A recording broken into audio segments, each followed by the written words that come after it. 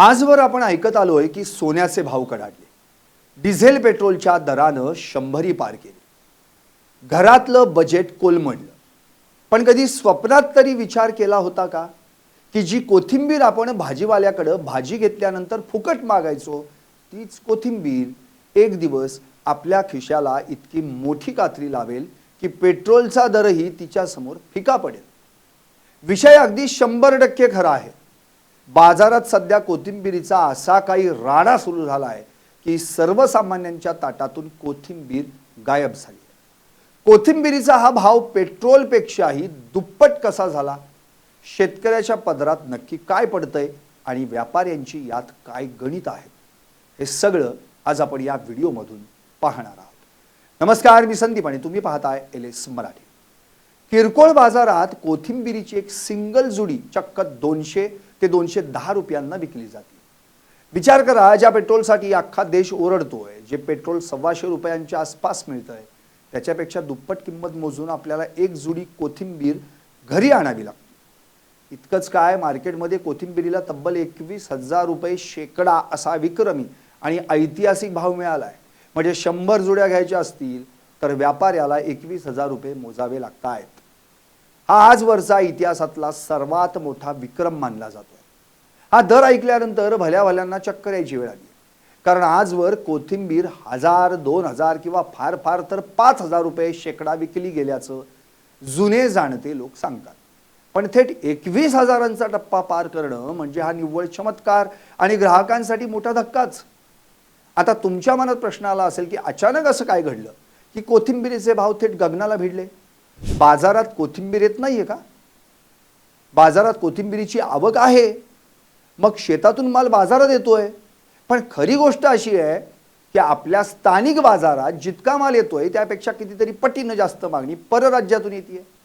मध्य प्रदेश, गुजरात, राजस्थान आणि थेट दिल्लीपर्यंत आपल्याकडच्या कोथिंबीरीला प्रचंड डिमांड आहे. परराज्यातील व्यापारी स्थानिक बाजारात येऊन चढ्या दरानं माल खरेदी करतायत. कारण तिथल्या हवामानामुळे आणि इतर कारणांमुळे कोथिंबीरीचं उत्पादन फार थंडावलंय. आता व्यापारी जर तिथं जास्त नफा कमवू शकत असतील तर तो तिथल्या मागणीनुसार जास्त पैसे मोजून इथून माल उचलणारच. परिणामी स्थानिक बाजारपेठेत जो माल शिल्लक राहतोय त्याचे भाव आपोआपच गगनाला भिडतायत. त्यातच पाऊस पाण्याचं गणित तर नेहमीच झालंय.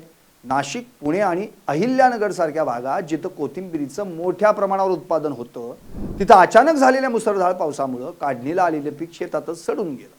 कोथिंबीर हे पीक कसं असतं, जरा जास्त पाणी झालं की ती लगेच काळी पडते आणि सडायला सुरुवात होते. त्यामुळे पिकाचं अतोनात नुकसान झालं आणि चांगल्या दर्जाच्या कोथिंबीरीचा तुटवडा निर्माण झाला. जो चांगला माल बाजारात येतोय त्याला मग सोन्याचा भाव मिळतोय. या सगळ्या गडबडीत सर्वसामान्य माणसाचं काय होतंय तर सामान्य कुटुंबाचं महिन्याचं बजेट कसं तरी ओढाताण करून चाललेलं असतं. त्यात जर रोजच्या जेवणात चव आणणारी कोथिंबीरच 200 रुपये जुडी झाली, त्यामुळे गृहिणी पार डोक्याला हात लावून बसल्या. आजकाल हॉटेलात गेल्यावर शेफ लोक भाजीवर किंवा रश्श्यावर कोथिंबीर टाकताना 4 वेळा विचार करायला लागलेत. मिसळपाव आणि वडापावची गाडी चालवणाऱ्या पोरांची तर फार वाट लागली आहे. मिसळीवर कोथिंबीर आणि कांदा नाही टाकून दिला तर गिराईक नाक मुरडतं आणि जर 200 रुपये जुडीची कोथिंबीर टाकत बसले तर धंद्यात नफा राहणं तर दूरच, खिशातून पैसे द्यावे लागतील. त्यामुळे सध्या हॉटेलवाल्यांनी आणि गाड्यावाल्यांनी देखील कोथिंबीरीचा वापर फार मर्यादित केला आहे किंवा काही ठिकाणी तर तो बंदच केला आहे. शेवभाजी, रस्सा किंवा आमटी यावर दिसणारी हिरवीगार कोथिंबीर आता फक्त आठवणीत उरली आहे असं म्हटलं तरी चालेल. आता या नाण्याच्या दुसऱ्या बाजूचा विचार करूयात.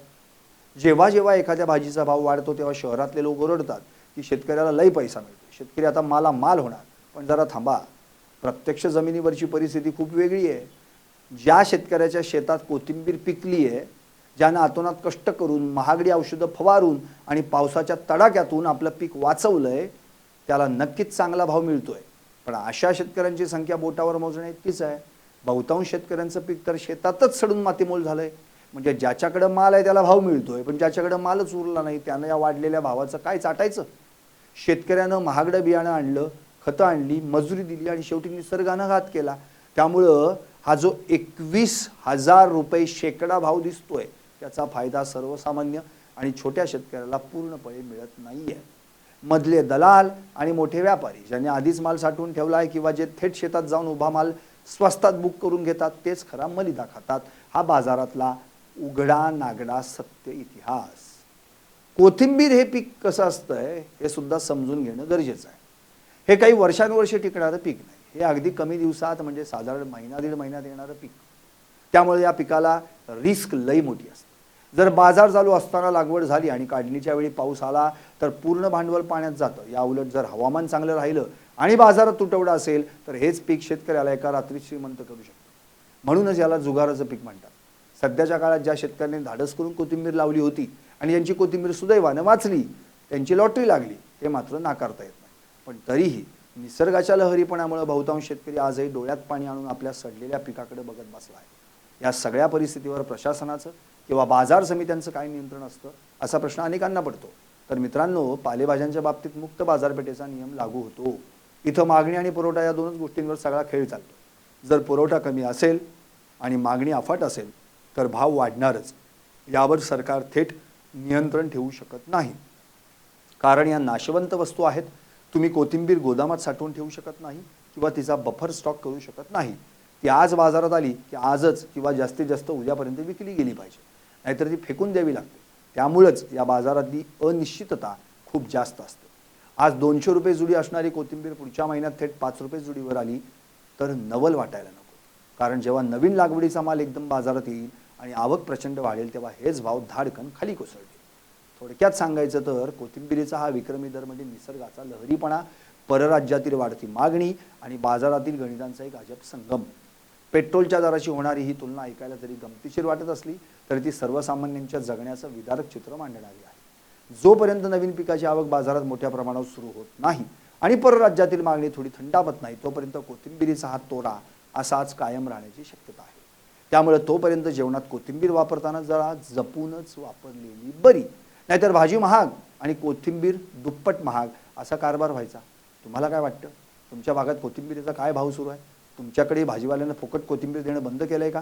शेतीचं हे गणित आणि बाजारातली तेजी मंदी शेतकऱ्याच्या फायद्याची ठरते की दलालांच्या? यावर तुमचं काय मत आहे? आम्हाला कमेंट करून नक्की सांगा.